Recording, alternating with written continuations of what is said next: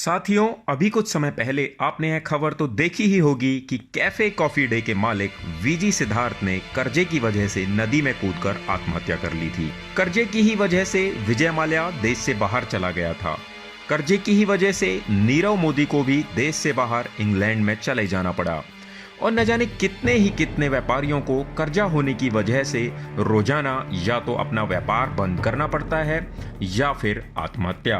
क्या आपने कभी ये सोचा है कि वीजी सिद्धार्थ जैसे, विजय माल्या और नीरव मोदी जैसे इतने अमीर व्यापारियों के ऊपर भी कर्जा कैसे हो जाता है? और अगर कर्जा हो भी जाता है तो वे अपना कर्जा चुका क्यों नहीं पाते?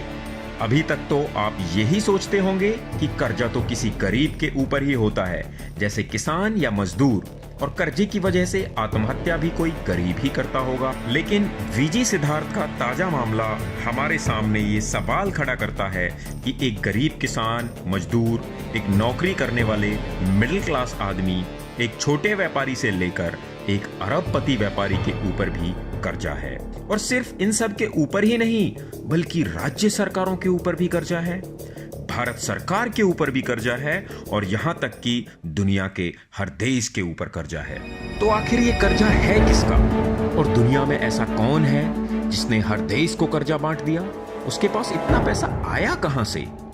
जब तक आप इन प्रश्नों का जवाब खोजने का प्रयास नहीं करेंगे, तब तक आपको ये समझ नहीं आएगा कि दुनिया आखिर चलती कैसे है। दुनिया में आखिर पैसे बनाने की ताकत किसके पास है? और क्यों ये कहा जाता है कि पैसे बनाने की ताकत जिसके हाथ में है, ये दुनिया उसी की मुट्ठी में है? क्या आप जानते हैं कि दुनिया का सबसे अमीर आदमी कौन है? निश्चित ही आपका जवाब होगा कि बिल गेट्स या अमेज़न कंपनी का मालिक जेफ बेजोस। लेकिन अगर हम आपको ये बताएं कि सबसे अमीर लोगों का नाम तो आज तक आपने सुना ही नहीं है, तो क्या आप यकीन करेंगे? जी हां साथियों, दुनिया में कुछ ऐसे भी लोग हैं जिनके पास पैसा छापने की ताकत है और वे ही दुनिया के सबसे अमीर लोग हैं। और साथियों, आपने उनका नाम आज तक न्यूज में, अखबार या मैगजीन में कहीं भी नहीं देखा होगा, क्योंकि वे कभी सामने नहीं आते। वे नहीं चाहते कि उनका नाम दुनिया को पता चले।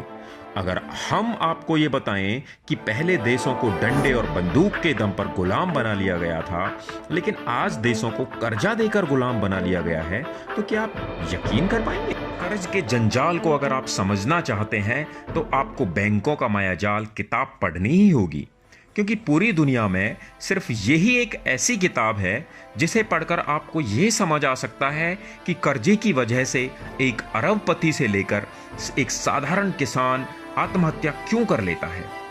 देश में गरीबी का असली कारण क्या है? देश और दुनिया में आतंकवादी घटनाएं होती ही क्यों हैं? देश में लाखों टन अनाज होने के बावजूद भी रोजाना लाखों लोग भूख से क्यों मर जाते हैं? लाखों करोड़ों खाली घर होने के बावजूद भी लाखों लोग बेघर की जिंदगी जीने पर क्यों मजबूर हैं? हर साल लाखों बच्चे सरकारी नौकरियों के लिए आवेदन भरते हैं, लेकिन क्यों हजारों सीट होने के बावजूद भी बच्चों को सरकारी नौकरियां नहीं मिल पाती? क्यों शहरों में रहते हुए आप जहरीली हवा, जहरीला पानी और जहरीले फर्टिलाइजर से बना खाना खाने को मजबूर हैं?